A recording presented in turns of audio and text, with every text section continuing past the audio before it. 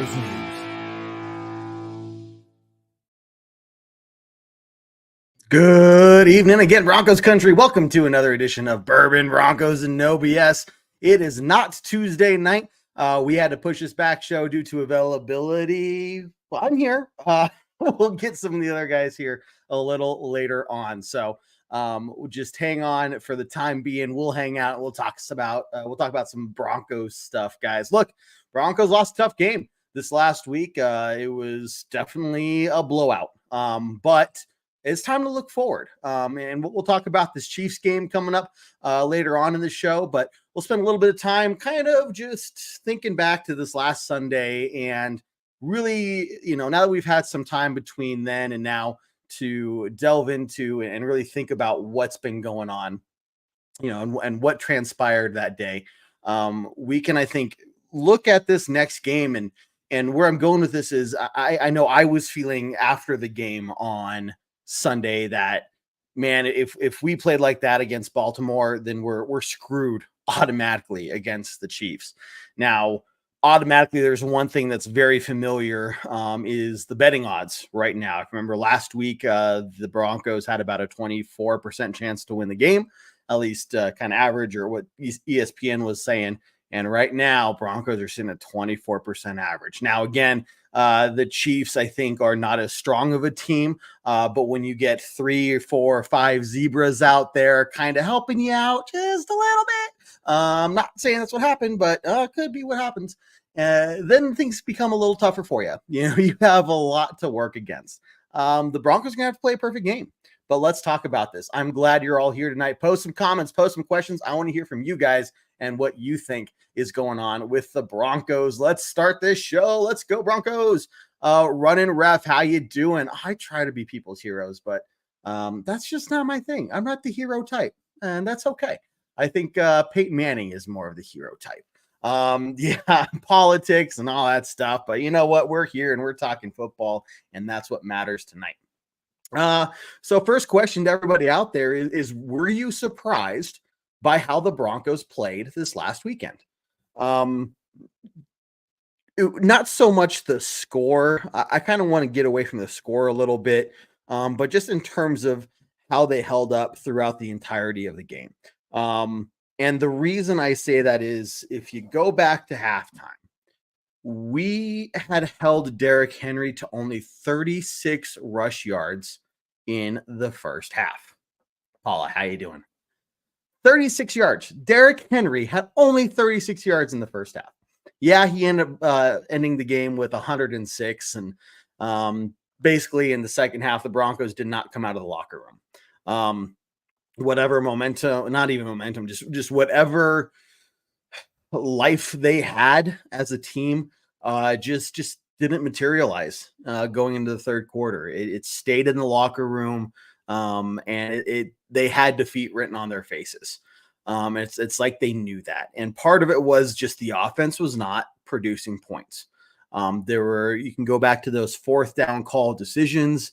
Yeah, Bo Nix, looked like a tenured wide receiver making a contested catch in the end zone or barely breaking the plane with the ball there to get that touchdown. How many rookie quarterbacks out there right now have a reception touchdown to, add to their list of, touchdowns and everything else they have this year. So he's definitely in the minority in that group. Cody says it's more of we didn't capitalize on offense with taking the points that we should have taken. So, yes. Were there times where we could have gone for a field goal instead of going for it on fourth down? I think the very first situation of that is the first fourth down call we went on.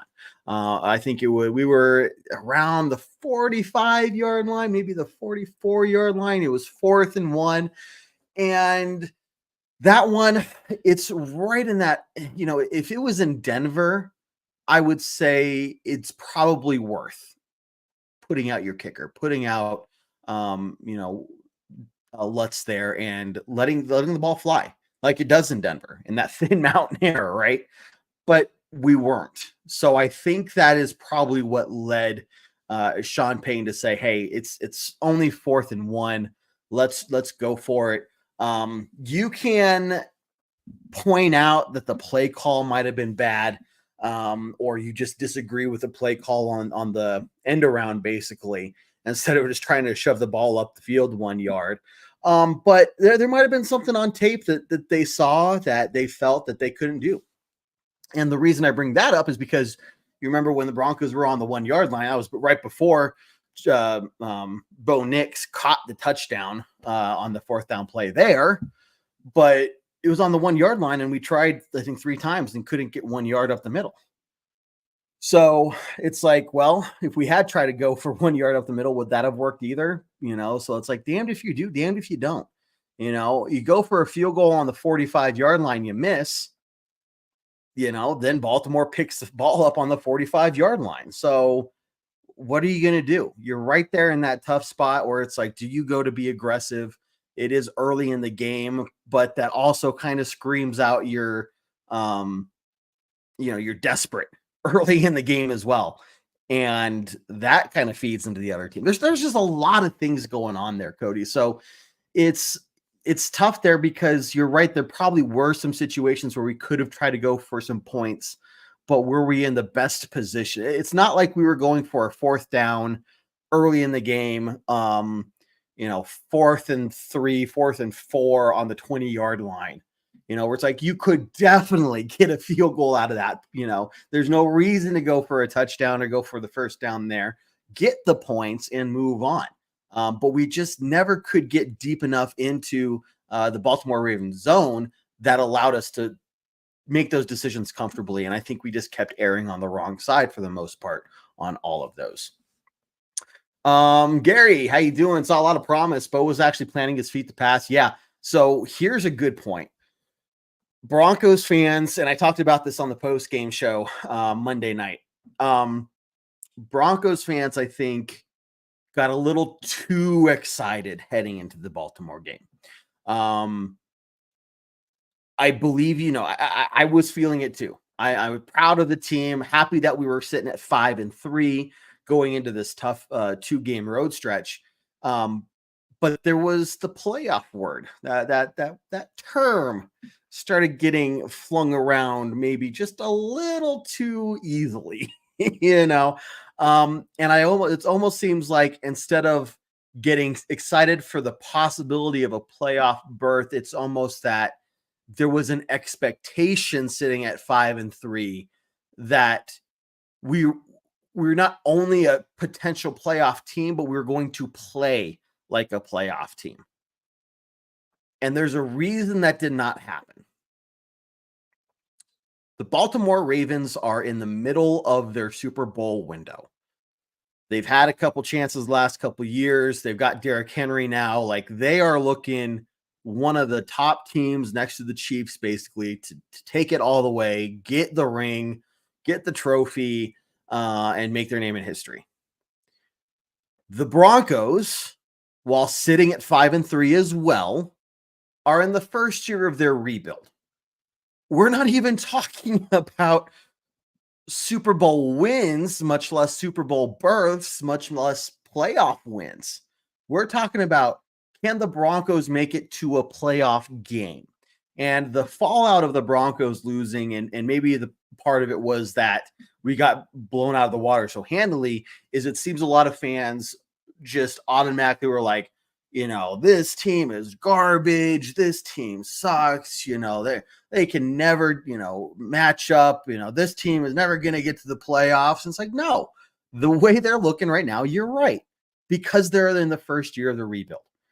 And that's, where Gary's comment comes into play here is, for me, it was important to remember what was the goal at the onset of the season. Nobody realistically, I would say, had any expectations of a Super Bowl win for the Broncos going into week 1. I don't think anybody really had any expectations of the Broncos even making it to the Super Bowl, making it to the AFC Championship game. Maybe we start getting into the realm of people having expectations of the Broncos winning a playoff game. More people, still a small population of people expecting the Broncos to make it to the playoffs, but the vast majority of us fans understand that this is the team, or this is a team in the first year of a rebuild. And we're not looking, our season success is not going to be based off of a playoff berth. It's not going to be based off of a win-loss record. That's what we were all saying at the start of the season, guys. Nobody was sitting here saying, if the Broncos don't win a playoff game this year, this season is crap. No one was saying that. We were saying pretty much one thing, maybe two. One thing for sure. We need to find out, is Bo Nix our quarterback for the foreseeable future? Is this the guy we are going to spend time, money, effort, resources into building a team around? Or at the end of the season, are we going to be basically back in panic mode going, Bo's not the guy. Who is the guy? Who's out there? Is it Dak Prescott? Which I think we can all say right now, like, thank God we're not in this position. Because that was like the worst case scenario, is we go out there, we're halfway through the season at this point, and we're looking at Bo saying, you're not the guy. You're nowhere close to being ready to be an NFL quarterback. But instead, what we're looking at is a guy who is learning week by week by week, improving week by week by week. And that's where, if we end up having a successful season, to me, still is on that basis of finding out, is Bo Nix the guy we're going to stick with? Right now, the answer is yes. The second thing I think people were talking about in terms of season success, can we actually get to a winning record? This team is going into week 10 is sitting at 5-4. We're above 500 going into week 10. Again, let's look at, and I want to get to some of these comments here, guys, but I think this is a really important thing to keep in mind as we're heading into week 10 here. Looking at the Broncos schedule, let's say the worst thing happens and the Chiefs, beat us and we fall to 5-5. Let's say that's the worst thing that happens. We're 5-5 at week 10. We still have 7 games left to go, including a bye week in there. Okay, you got the Falcons at home. That's a doable game if your defense shows up. At the Raiders. The Raiders are the Raiders. We should be able to beat them again handily. The Browns. Browns at home, Monday night game, prime time in Denver. That is a very winnable game for the Broncos. The Colts, the week after that, again, at home. Very winnable game. Then you're on the road at the Chargers. The Chargers are going to charge. The Chargers almost charged against us the first game this year. If Pat Surtain had been in the game or come back in that game, the Chargers would have charged. Okay. It came down to the wire there at the end. Then you got Bengals in week 17. Again, a very winnable game, even though you're on the road there. And then you're back at home against the Chiefs. So that's really the only game where it's like, that could hurt. But if the Chiefs are resting the players, probably not, because it looks like they'll have the bye week for the first round of the playoffs there. But still, something happens. You never know. But that could be a game that, at the very least, we could be sitting at, 10-6. Honestly, we could be sitting at 10-6 going into that last week against the Chiefs. Maybe we get a playoff berth with that. Maybe not. But to me, at that point, if you're 10-6 and you can say that, yes, Bo Nix is our guy, you've had a very successful year, considering this is the first year of a rebuild. That's my soapbox, everyone. Thank you for listening. Let's get back to some of these comments. Okay. Let's see. Joey. Let's go back a little bit more. There are a lot of comments. This is awesome. Yeah, Cody, if I repeated the same thing, definitely, man. Then I agree with you. Anthony, how you doing? Angelo's up in here. Good to see you guys. Joey, good evening as well. Ken says, I thought Bo played well. He got the score with 3 before half, but Bowles and the D decided we couldn't have nice things. Next time Bo touched the ball, he was down by 21. Yep. Yeah. So there was, the defense got picked apart. There was no pass rush. I don't say there's no pass rush. The pass rush was not effective like it has been for essentially every other game this year. More or less. Right. So when the pass rush just isn't working, then you have Lamar Jackson just sit in the pocket all day. and he was able to pick us apart. And if you ask me, the Ravens pretty much gave the NFL the blueprint of how to beat the Broncos defense, but we'll maybe get some more insight on that from our always special guest, because he's the co-founder of Bourbon Broncos and No BS. If he gives me the thumbs up, I'll bring him on in here. Here he is. There, what's up, Jared? How you doing? Hey, what's going on, man? How sorry I'm a little late here. Good. It took me a little bit longer to get over whatever. I thought, man, here's my problem. I thought Halloween was on Thursday the week before. And then I got scared pretty heavily on Sunday. I just thought I wasn't ready for it. I don't think I was ready. I don't think a lot of us were ready for what happened on Sunday, and I'm still getting over it. I'm still digesting a little bit, but I'm here to talk about it. I think I've digested enough, and I think I'm here to talk to you guys and see what your guys' thoughts are. Where are we at in the talk? Sorry, I jumped in. I wasn't paying attention before. You're good. So pretty much I went on a long rant that instead of talking for 10 minutes, I could have just said at the onset of the season, our success was going to be based off of answering the question, is Bo Nix the guy or not? Maybe you could have added, if we get a winning record. But after this last game, it seemed a lot of fans kind of had an expectation, not only that we were going to make the playoffs, but we were going to play like a playoff team against the Ravens. Yes. I mean, and not unfounded either, right? Like, sure. Broncos country, we had a lot of really good games. We had a lot of things showing. And even Bo Nix in the first half was doing everything that he could for the most part in that first half. It kind of fell apart. There was a lot of, towards the second quarter, there were some things, some interesting coaching decisions. There was a lot. And I think we talked about it right before the game. What really got away from us is we gave them the momentum, and we are a very heavy momentum team. Look at us against the Chargers, right? That first half, we had no momentum. They had the momentum the entire time, and they were scoring at will. And then we got momentum towards the end. It didn't really matter because it was the end of the game and nothing really mattered, but we gave them the momentum early. And when you're talking about playing against a team, specifically a playoff / Super Bowl contending team, you can't give any momentum. Like, we never got the momentum back because you can't give a playoff team momentum. That's what they thrive on in their home field.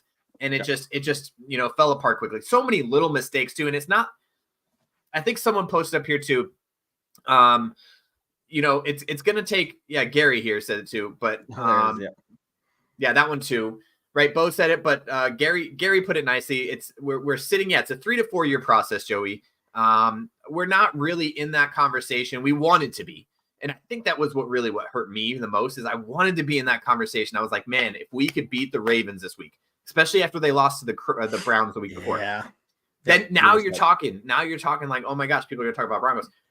But if you rewind Sunday from everything and look at us from the beginning of the season, we'd be like, yeah, we were going to lose this game anyway. Yeah. I think what's disappointing us the most is we know that we can play better. Mm-hmm. The fans, the team, the coaches, they all know that we can play better. There were so many little mistakes on all sides of the ball. Bo had some mistakes. The defense had gave up some big plays, chunk plays. And then the other thing I want to blame, if you guys watched, I guess it was an away game, so most of you guys watched it on the television. I want to blame CBS. And here's why. Every time they put up a stat, it was beat like the next play. Yeah. Right? I didn't even realize. It was like Denver has not given up a touchdown in the first quarter, and it has the longest streak for not giving up a touchdown in the first quarter, and then they score in the first quarter. And it's like, okay. Denver has the longest, has the most plays without, or the best defense for big chunk plays, and then they get like a 30-yard, 40-yard. But it was like every single time they were like, hey, Denver's doing these great things, and then like literally the next play it happened. So I blame CBS for that one, but also we are obviously, we played not to our level. We didn't even play up. We played down somehow. And that's what it is. And now it's time, here in a couple minutes, we'll talk about the bounce back and what it takes to bounce back against a division rival. An undefeated division rival at that. For sure. Let's see. Again, Gary, new teams take time to build, timing and cohesiveness. 5-4 record right now. And again, Jared, we'll get into it, but just worst case, because it's a reality when you come to playing games, you lose. Right. We're 5-5. And then you look Right. at the rest of our record, and without reading through all of it, it's very doable. It's winnable if we play our game. If we end 500 after this week, if Monday morning we come out or Sunday afternoon after the game we come out and we're 500, I don't believe we finish above 500. And that is, if you looked at us at the beginning of the season, that is the goal. Right. Ultimately, right? The goal of having a rookie quarterback, a lot of brand new guys, young talent out there starting to gel a little bit in times, but just not consistent, right? This happens with younger teams. They have the talent, they're just not consistent. And at the end of the day, if we end up 9-9, or how many games are there? There's 19 games now, right? I guess it can't be 500. 17, whatever, games, 18 weeks, yeah. So whatever it is, we end up 9-8, say, or 8-9. That's still a win for Broncos country. I don't think we're going to be 8-9. I think we're going to be 9-8. Or 9. I guess 8-8. 9-8. There's 17. It's either 9-8 or 8-9. Yeah, I don't know. I'm confused. Whatever it is, it's still a win for Broncos country, right? We have a lot to look forward to in the future. We did the other cool thing that everybody was worried about, selling the farm, right? Oh yeah, Ken hit me in with another one. I forgot about this one. CBS says Denver is 16-0, has the longest streak for 4-time conversions. Don't get it, right? I'm telling you, it was every single time. There was like 3 times I was like, stop showing things. I was waiting for the quarterback carousel to be next. Oh, right. Everything they've done to us. So oh god. And then Bo Nix goes down. Good Lord. Yeah. Oh no. Yeah, that'd be awful. Anyways, it's just, look. Yes, I was freaking out for a couple days.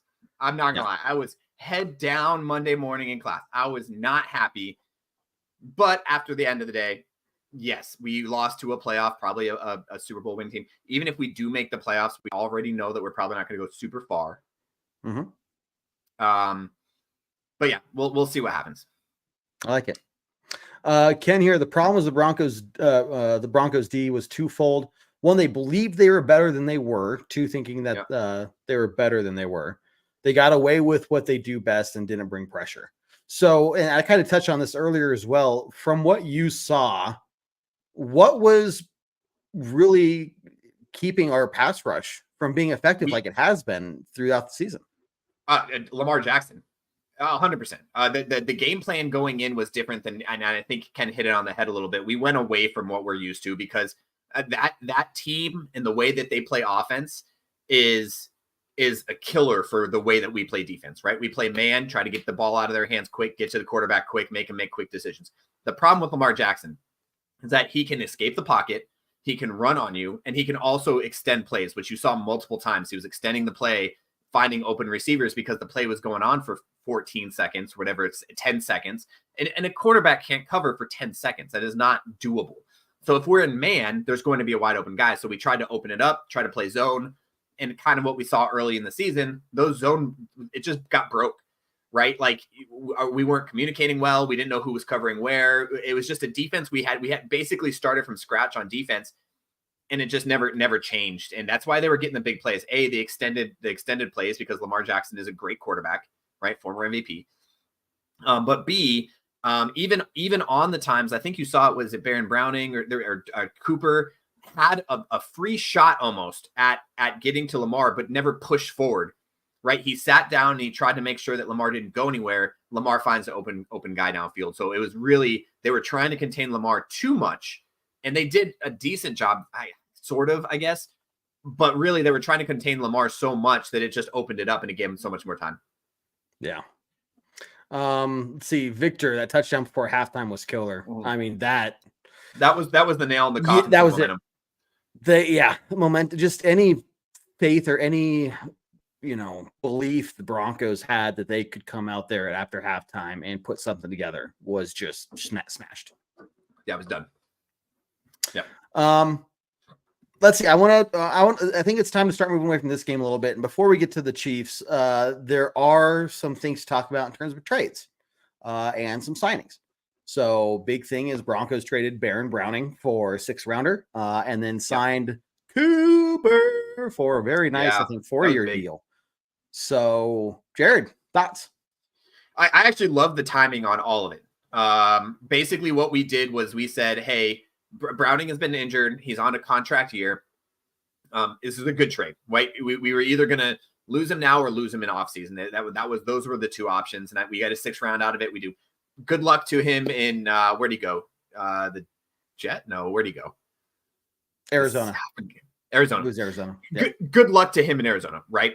Nothing bad to say about him. I think he was a decent player, and I think he didn't live up to his potential ultimately. But I think he has a brand new, fresh start, and his injuries had obviously plagued him a little bit. However, what we did though was basically tell Cooper, "You're the guy." Right? Mm-hmm. We said, "Hey, we got rid of the other side. We got rid of your competition to be the number 1 rusher on this team, the edge rusher." And we're dedicated to you. We're staying with you for another 4 years. Sign a big contract with them, and said, "Hey, you're our guy," right? And basically, that it's hopefully going to build his confidence to stay with Denver, and B, get him more buy-in on the team, because right now the only one that has true buy-in is someone that is Pat Surtain, right? He's the only guy. He's our only consistency on the defense right now, and now we got another guy that's like, "Hey, you're with us. You're a Bronco." Now we have 2 guys on the defense that is going to step up, be a leader, and be that voice on the defense. So I love the timing of it and the way that the ownership group did it. So I'm hoping it turns out. And again, Cooper I think he had 6 sacks in a row before this game, or something like that. And I don't think he got credited. He may or may not have gotten credited for taking down Lamar in the backfield that one time because it was a blown play and it looked like they counted him as a runner or whatever the case is. Yeah. I hope he does still get credit. That'd be great. But ultimately, he's still a great player on our team. He's consistent, and he's hopefully now can step up as a true leader, knowing that he's going to be with the Broncos for the next 4 years. And he was obviously happy to sign. I don't know if you saw the pictures. He was all smiles, all smiles signing that contract. You get that first big payday after being a rookie. You know, it's like all the effort, just trying to constantly prove yourself as being worthy of being on the team. To now they're saying, it's not a foregone conclusion, but we're going in with the mindset that you're part of the team. You're part of the starters or the second string at worst, right? You're someone we're going to build this defense around. And that's got to be a great feeling for these guys. Yeah, absolutely. Especially when they come in as rookies, right? They have a kind of a rookie mini camp type thing where all the rookies get in and they have to talk to the NFL Player Association. And one of the things that the NFL Player Association does is they give them a brief. Right. And it's kind of the same brief if you ever played high school football or if you ever played college football. You get the same brief. This percentage of high school athletes go on to play college. This percent of college athletes go on to be the pros. This percent of rookies go on to get second contracts. And I think it's like 50%. It is a low percentage of people who come in as rookies. Even first rounders sometimes don't get past the first round, right? Their first contract. So now you have a guy like Cooper who's like, I got my second contract. I am a player in this league. I'm a name in this league. And I super happy for him. Super happy. Yep.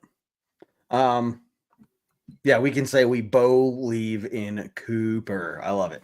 Okay, man. I think we're right here at halftime. So first off, guys, before we start talking about the refs, the chefs, the Chiefs, sorry. Make sure before game day, you feel like a champion. So you cheer on your team like a champion with Breckenridge Distillery Championship Blend. Guys, check these guys out and get yourself some. Either the whiskey or their vodka. Great stuff. So go buy yourself a bottle. Don't forget about all of our other content here, our post-game podcast, pre-game podcast. Those are on iTunes, Spotify, Google Play, Stitcher, wherever you listen to your podcast.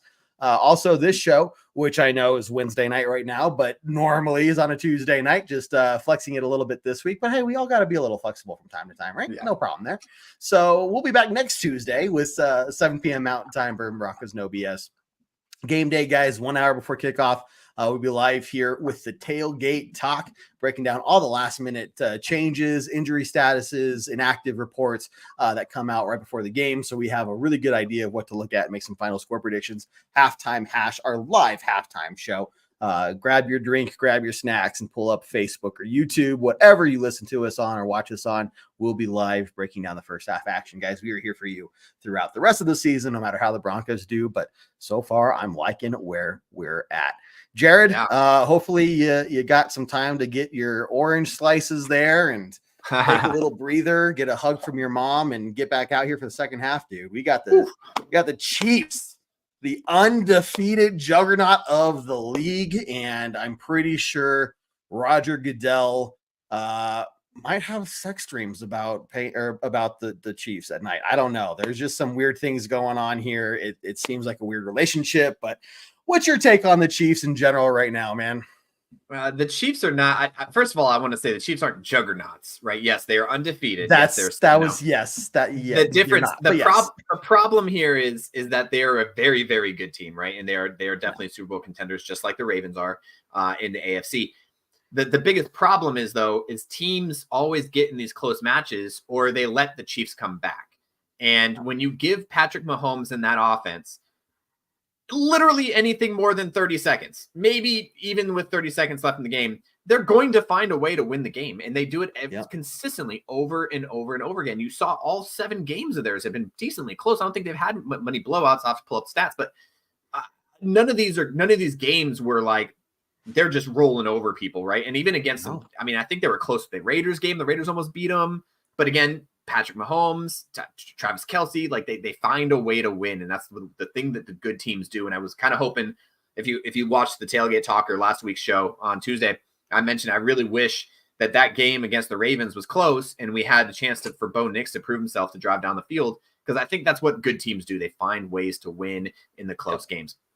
And they just didn't. They couldn't do it. Nobody has been able to do it against the Chiefs. Whether we could blame it on the refs, yes, there's been a lot of blaming it on the refs for against the Chiefs. But ultimately, we need to not let them get momentum, or B, give them the ball. It's got to be a time control game, right? We have to control the clock. We have to keep the ball out of their offense, whether that be our defense getting them those 3 and outs or getting some stops, or the offense being on the field for longer than 1 or 2 first downs, which again is an improvement from last year, but not quite where we want to be yet. So we need to control the clock, and we need to not give them the chance to win the game. If we have a chance to put it away or, slow down the clock, then that's what we're going to need to do. And I think that's what you're going to see from the offense this week.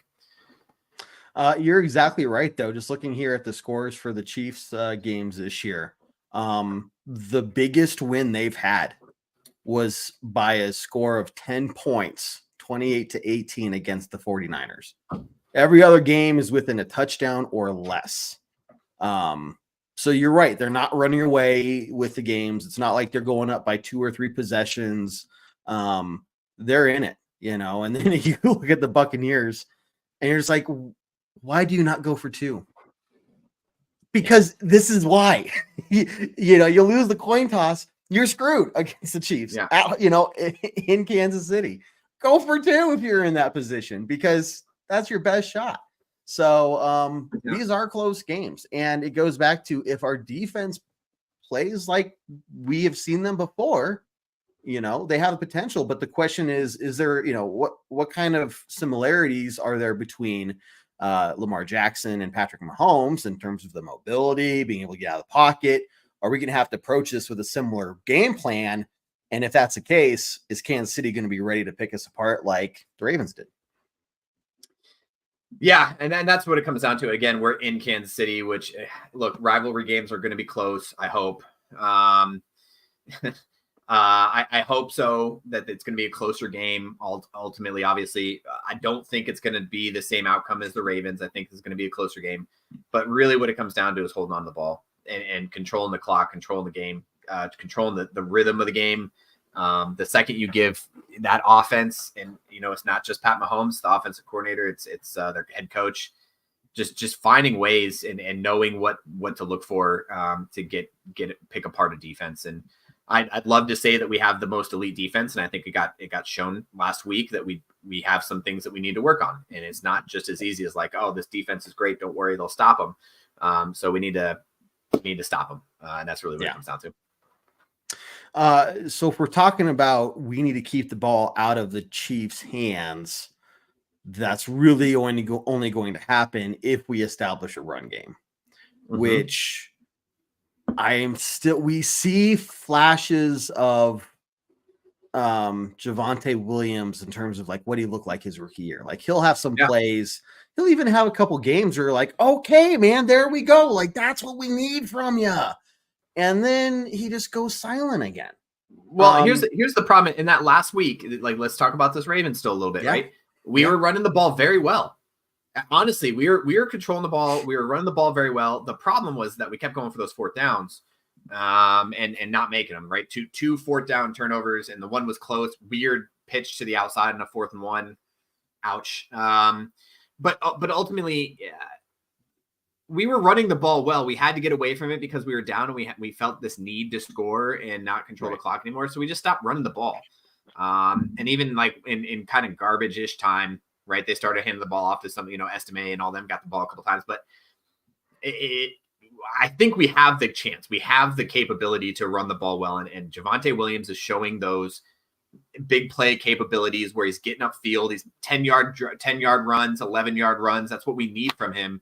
And I think that we can do it. We just need to not get ourselves in those 4th and 1 positions or 4th down, like on those 3rd and shorts. We need to make sure that we get that extra yardage, which is where we're kind of missing it. We're running very well on 1st down, getting 4 to 8 yards every single time. It's those short distances when they know we're going to run the ball that we're just not capitalizing on. And I think a lot of that comes down to the offensive line is not the strongest offensive line in the NFL, and nothing against them. Like, I'm not saying oh, they suck. Like, obviously they're better than I am. They're probably 3 times stronger than I am. But they're just not getting the push on the need to run. No, we need to go up the middle. There's teams. I mean, look at the Eagles, look at the Ravens, right? If it's a 4th and 2, they're running up your throat and they get the ball there, right? It goes. We can't seem to get that. And that's, I think, the one piece of our run game that we're missing is those. We know you're going to run. We're going to run. Let's put helmet to helmet. Let's see who's stronger. We're just not getting that. And I think that's our one downfall. Yeah. One of many, I think. I'd agree. Let's see. Ken here. Broncos will be able to go back to their aggressive style of defense, put pressure on Mahomes, and force TOs. Chiefs don't respect the Broncos. They assume they can play like trash and just make one play at the end of every game to win. They are ripe for the picking. And then if you couple this with Mark up here, Mark, how you doing, man? Remember they said they get each team's best shot wanting to beat the Super Bowl champs. So the Broncos know who they're facing. Do the Chiefs, are they concerned with this Broncos defense? Or are they looking at what happened last week saying we're fine? I'd say the players are looking at what the last week and saying, this is fine. We got this. I think the coaches are a little bit smarter than that. And they're looking at the game film and being like, you could tell that they were running something different and they're not going to run that against us. Right. That was a failed experiment, I'd say, from the Denver coaching and VJ. I think that was just a failed experiment. Like, can we do the zone? And again, goes back to, you'd like to have a whole defense who can play anything successfully. But if you have to if you have to play one type of defense the entire game, that's not it for us. And that's a weakness on our side. So if we can go back to getting aggressive, getting to Mahomes, and playing that man coverage, that man with a spy, or maybe, a hook, the linebackers playing that hook curl area, then we'll be fine. The other thing I wanted to focus on, though, let's talk about this. Travis Kelce has been having a relatively quieter year. I'd say. Showed up last week in big form, and where we normally pretty consistently bad at covering tight ends, and he's always been able to just absolutely take us apart. Can we stop Travis Kelce? Can we stop that Mahomes Kelce combination? And now they have DeAndre Hopkins too. So there's a lot of pieces to this that we got to look at. Now I do think that PS2 can cover any receiver in this league. Sure. Riley Moss has been showing up to be a pretty good number 2 cornerback. Can we cover Travis Kelce? I'm not super worried about the run game. Other than last week, with it, Derrick Henry is just an amazing running back. I can't really say much about that. And they absolutely torched us on the ground, but they torched us in the air too. There wasn't really any place that we did really well in that game. So can we cover that? I'm not too worried about the run game, but I am worried about that Travis Kelce, Patrick Mahomes, specifically, again, if it comes down to like hey, it's a 3rd and 5 in a pivotal point in the game, where the ball's going, there's no question where that ball's going. And can we cover that guy to make sure that doesn't happen? I don't know. And the annoying thing is when you watch those replays and you're like, was he even running a route, or was he just kind of doing his own thing and getting open? And it's like, how did he make it look so easy? Because he's just kind of like, I'm moving over here now. And the defender's like, oh my God, like I completely lost you. And Travis Kelce's like, I'm going over here now. Well, and I think because evasive actions. Yeah, when you have two players who have been together as long as those two have, and it was the same thing. If you look back on Gronk and Brady, it was the same thing. When you play together that long, you don't need routes. It's probably like, hey, everybody clear out. A backyard football. It's backyard football. Hey, Mahomes, you and Kelsey, I don't know, do some shit. I don't just go run something. And he finds them every single time. And it comes with, playing for as long as you have. Like, he's not even running real routes. Like, if you look at some of the, like, he'll run like some sort of slant, and then it'll be like upfield. Like, there's no like slant arrow, I guess is probably the best way. It's a weird, I don't know. Yeah. I legitimately think that there's some play call on third and anything where it's like, hey, just third down shit. Like, receivers, I don't care what you do. Just clear out and just let Travis do it. Just stay away from Kelsey. Yeah, and that is so hard to cover when two people are on the same page the way they are. Yeah. Like, you are taught as a defensive, especially as a linebacker, you're taught these are the routes your tight ends run. They're going to run an out. They're going to run a streak. They're going to run a slant. They're going to run a sit. Whatever the case is, those are the 4 routes that you have to cover. And this guy can literally go anywhere on the field, and Mahomes is just going to know where he is by like feeling it. Like, it's the craziest thing to watch. And I have so much respect for those two. I hate saying that. So much respect for the fact that they have that capability. Mm-hmm. Yep. It'll be interesting because if the Broncos can't shut them down, that's where you're talking about really hampering the capabilities the Chiefs have. Look, they have Kareem Hunt. They have Isaiah Pacheco, and they have Samaje Perine, if you recognize that name, but Kareem Hunt's not putting up like amazing numbers. He only has 5 rushing touchdowns this year, 3.7 yards per rush attempt. Like, it's good, but it's not like, oh my gosh, this is a Derrick Henry level kind of stuff. So, and you've seen what the Broncos have done in shutting down running backs. I go back to what the Broncos did in the first half. Yeah. Derrick Henry only had 36 rush yards. Yeah, the second half was the second half. Okay. But the Broncos have done that throughout the season. It's like, here's a big name running back. How are the Broncos going to stop him? Oh, look, they stopped him. So the capabilities there, man. It's just, we also just, trying to contain Patrick Mahomes is just a beast in itself. Yeah, and I'm going to pull up Ken's comment again because I think this is really important. Like, if we go back to our basic defense, like we stopped the run game when we did our regular defense, like every single time. And that also put pressure on the quarterback and also let the DBs cover. The problem with the Ravens where it was just a different style of offense, and that would have been absolutely, we would have been cooked more, I feel, weirdly to say, if we had tried to do that. When we switched it up, it showed a little bit of weakness on our defense. But yeah, if we can go back to playing this type of defense that we've been playing all season, then I think that we have a chance to stop the Chiefs. We just have to. In the Navy, I don't know if the Air Force does the same thing. We call it KISS, right? Keep it simple, stupid. Keep it simple, stupid. Yep. Kiss it, man. Like, let's keep it simple. Let's do the things that we know we're good at, and then let them beat us. Like, yes, there's a lot of strategy. There's a lot of coaching. I mean, this is chess, not checkers, right? Everybody has to understand that. But at some point, we got to get back to him and be like, hey, kiss it. We're playing the Chiefs. Kiss it. Best man on man. Let's go. You beat us, right? And then go from there. Yeah. And again, Broncos have shown they have the capability. And if they can go out there and show that they can hang with the Chiefs, okay, so has everyone else. But if they maybe get closer than others, right? Or say we do get that chance that you were talking about all last week about Bo Nix just getting a game-winning drive opportunity, getting down there, same position the Buccaneers were in. Man. And then we can at least go for 2, right? Yeah, but or we're in that position and down by 4, we have a minute to drive down the field and get a touchdown. Let Bo Nix do his thing. He scores that, and all of a sudden, it's a completely different story, right? Completely different story. I want that, right? That's inside of me. I'm dreaming about those kind of things at night.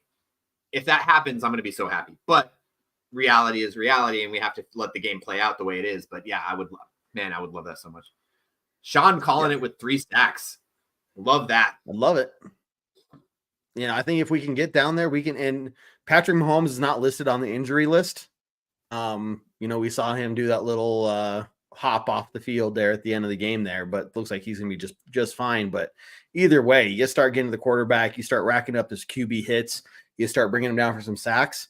Again, you keep them off the field, get that offense off the field.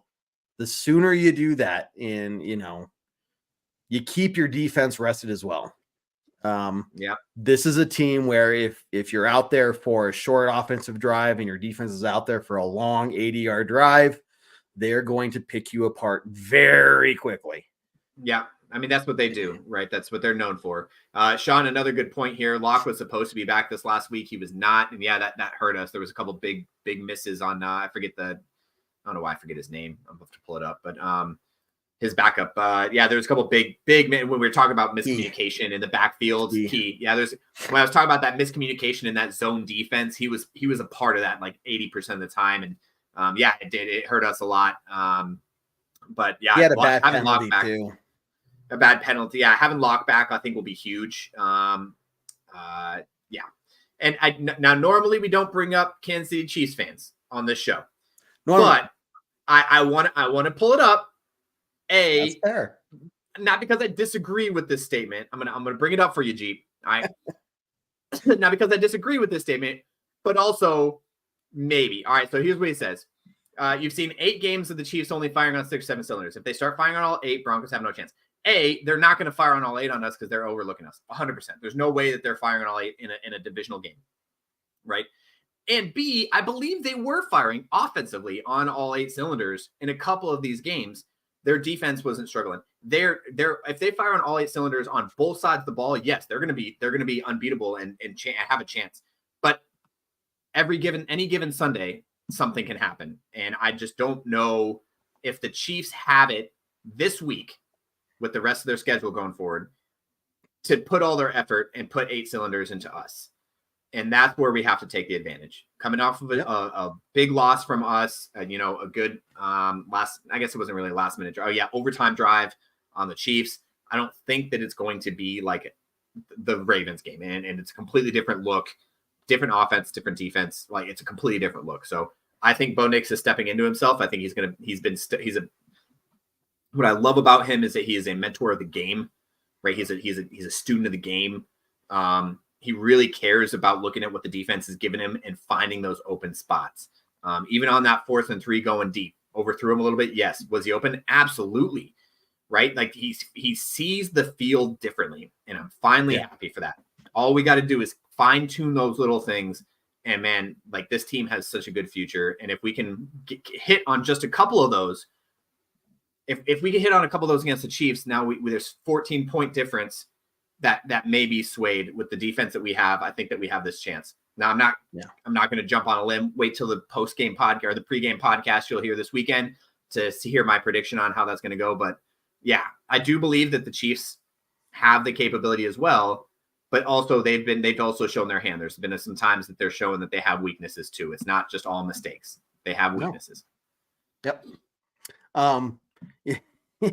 You're talking about Bo and everything. While he's getting better and honing in on some of these things, and that's exactly what we asked of him, right? He's doing it every week. He's also just a baller, and the team sees that when he goes out there and he makes that reception for the touchdown, a contested reception, taking a hit for the team. They see that.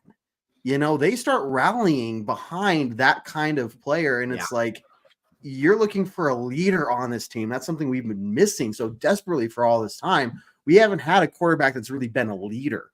You're starting to see that develop and have that connection with the players between Bo and the offense. And that's all you ask for, right? You can tell that this team cares a lot about Bo, and that's probably the first quarterback in a long time, probably since Manning, honestly, that we've seen this team, like not this, but on the field, care what happens to Bo. And I will say, I also want to say this. I know we're talking about the Chiefs, but in that Ravens game, while it didn't work out in our favor going for those 4th downs, and it did on the touchdown, right? Everybody was, why are we doing the Philly special? We're down by this many against the Ravens, like on a 4th and whatever. And now again, if they get the ball, they're on the 1 yard line, whatever, right? Right. what I love is Sean Payton giving the Broncos and this team and the players the chance to just have fun. Yeah, true. You know what I mean? Like, it's cool to watch that. You're like, hey, go out there, play your best, and have some fun with it. This game is about fun. It's about entertainment. And go out there and have fun. And I think that while we lost by a lot, and there's a lot of things that we need to shore up, what that really shows is that this culture of this team is changing. And it's changing to we're playing for each other. We're a team. We're together. And let's go out there and have some fun. The more fun we have, the better we play. Right? You look at the Chicago Bears, and who was that receiver that just ran, like, was it Mike Williams? Ran off the field mid-play. Right? Like, you don't want that culture. We could have that culture right now, really, right? Ultimately, I mean, if you look at our schedule and our record, we could have the culture of, like, nobody cares, like, whatever. It's just stupid. We suck. We could have ran off the field, right? Watch the Chargers game. We could have gone off that field and been like, this sucks. We're done. This is stupid. We didn't. They had fun. And I think that's going to play dividends in the long run. And we're playing the long game right now. And as we look forward to next week, yes, we want to win. Yes, every week as Broncos fans, we want to get that W so we can go talk shit to our Chiefs fans, friends, right? I know you got one, Kev. I know her. I know you don't want love to text Lene and be like, yo, like, suck it, right? And we all want that.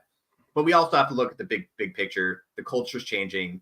The team is changing. The team is coming together. And once you get that, that's where people want to go. And everything starts changing in the long run. So that's the one thing I like seeing. It's a breath of fresh air to not just be basically screaming at the top of our lungs saying we need leadership, we need direction, we need a culture change, we need consistency in the front office and the coaching staff.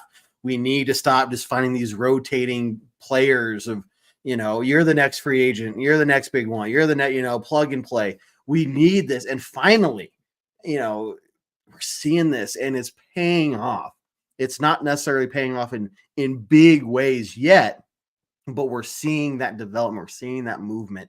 And that's where you can start really getting excited, because that's when you know that this is for real. This isn't a fluke kind of a season. This is something that's really happening. So a couple last comments here before we get some closing thoughts. Ken, I think we got out coached last week. Kiss is the perfect way to beat the Chiefs. I think that's a huge key to the game right there. Jared, Ken, I completely agree. Hit Mahomes will start worrying about staying healthy and putting up the ball for grabs. Man, here, you know what? I haven't mentioned this yet. The one player we used to have on our team that we could always count on getting an interception from Patrick Mahomes. Can Patrick Surtain fill those shoes? Because we are going to miss Justin Simmons. Because you always knew he was good for one. And what did he do when he played the Chiefs this year? He got his one. He got one. He got one. Look, and again, this goes back to it, right? While you say they're not firing all cylinders, Jeep, if you're still watching, what I care to say is, hey, they're also not playing to their potential. They're making mistakes. They are a mistake. Like, there's no juggernaut in this league right now. There's been seasons where there's like teams that you're like, oh, no one's beaten them. And if they beat them, they're like, wow, that was a fluke. They got back on the road and they did it, right? One lost teams, two lost teams in the season. I do not think the Chiefs are that way. Yes, 7 games in, almost halfway through the season, and they're still undefeated. They're not going to be undefeated. I believe they'll have at least 3, maybe 4 losses by the end of the season, because they keep making mistakes. As teams get better, as teams start working together better, they're going to find a way to capitalize on those mistakes. And as we get towards the end of the season, the difference between a playoff team, a contending team, and a non-contending team is, if you win the turnover battle and you don't win the game, you're not a good team, right? Win the turnover battle and you win the game. Mm-hmm. And that's the difference between the good and the bad teams. And I think that Kansas City is going to run into that a couple times as we go forward. Now, do I still believe they might make the Super Bowl? That's possible, right? Absolutely. But they're not the juggernaut. They're not. They're beatable. And we could be the first one to give them that L, give the Miami Dolphins, I forget the year, whatever, have them have their champagne or something. Yep. Yeah. Have their champagne so that there's no more undefeated teams left in the league. And let it be against the Broncos, because that's what I mean, what better way to end this at 6-4, beating the Chiefs, beating a division rival in Kansas City. There's a lot of great things that can come from this. A lot of great things that can come from this. It's a winnable game. It's a stretch maybe, but it's definitely within the realm of possibility if things go our way. So, hey guys, last reminder, make sure you check out all of our other content, pregame podcasts later on this week, all of our game day shows starting 1 hour before kickoff. And then next week we'll be back Tuesday night for Bourbon Broncos and OBS, 7 p.m. Mountain Time. Make sure you share and subscribe for the algorithm. Helps us out a ton. If you want to donate, we'll take your money too. I think Spotty needs to pay some people to be in his bridal party or something. Like, he didn't really get anyone to say yes. So we're trying to help raise funds for him if you want to. But otherwise, just if anything else, guys, giving, and just kidding, Spotty has plenty of bread. If you want to just share this video, let your friends know about us. That helps us out more than anything. So, Jared, here we are, man. Team is 5-4, which is a lot better than what we thought we'd be sitting here this time at the beginning of the season. We talked a lot about it, but keep it simple. Stupid is probably one of the best things. And what are your final thoughts, man? Oh man, this is tough because I guess my final thought here's what I'll say. I'm going to keep it kind of tame. My final thoughts are this team is a good team, and we can't dwell on that Ravens game. We have to look forward to the Chiefs. We have to look forward to the rest of the season. We have a very late bye week this year, and it's going to be rough. However, we have a good team, and I think the capability of this team is not showing on the field. The little mistakes are the difference as vice, a complete coaching change, or like, this is the first time I think we've been this point in the season that we're not calling for someone's head. There's some people, right? I'm not. I don't think there's anybody on this team that's like, get rid of this guy, he sucks.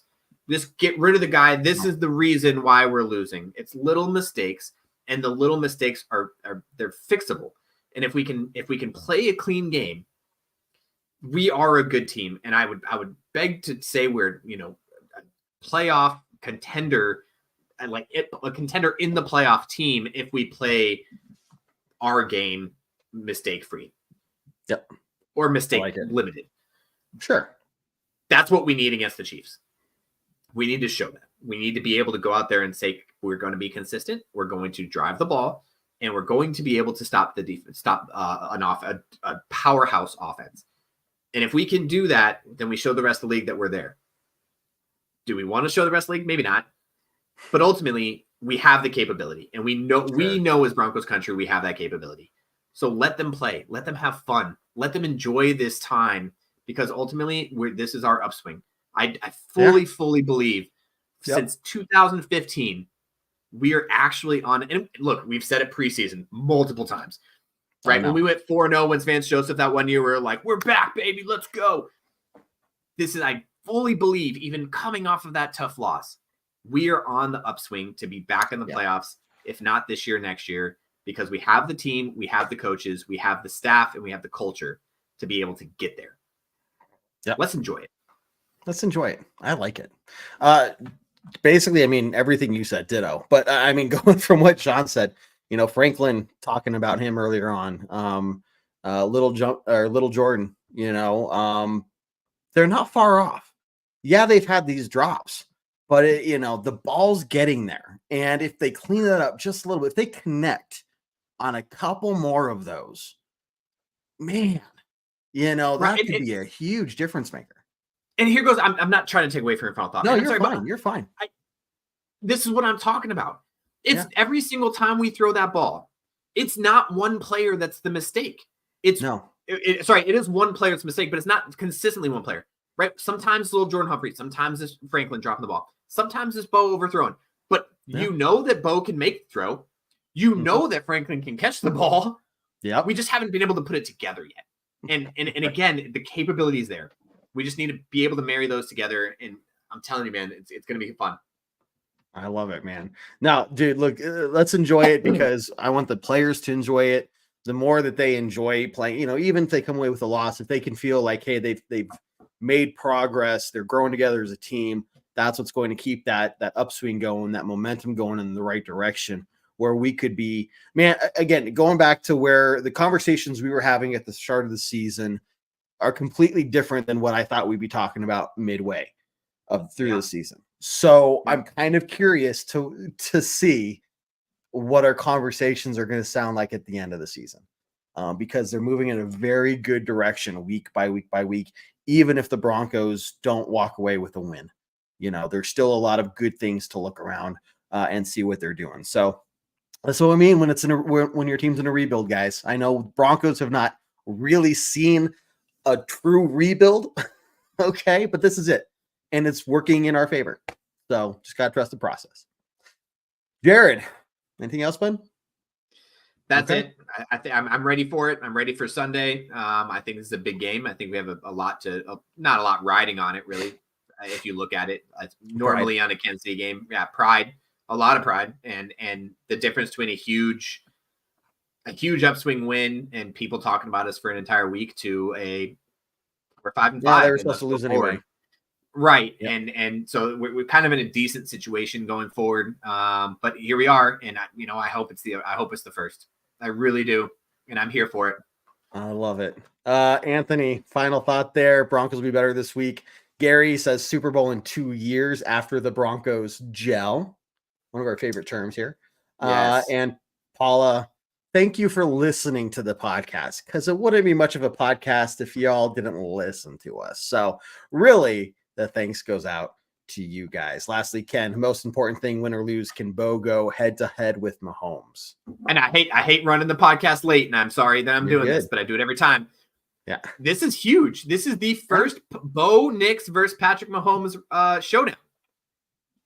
Yep. And something tells me that here in about 4 years, they're going to be talking about what the record is, right? What is Bo Nix versus Patrick Mahomes' record? And it's going to be this thing. And this is number one. This is a good point. Thanks, Ken. Don't think it's going to be 8-0.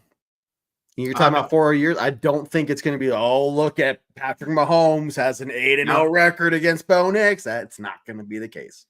Yeah. So, hey, guys. On the ladder this week, if we win this week, they're going to be like, a rookie quarterback beat the 7-0 Chiefs. Like, it's good. Yeah. I mean, I don't want to get ahead of myself. It would be great. It would be fantastic.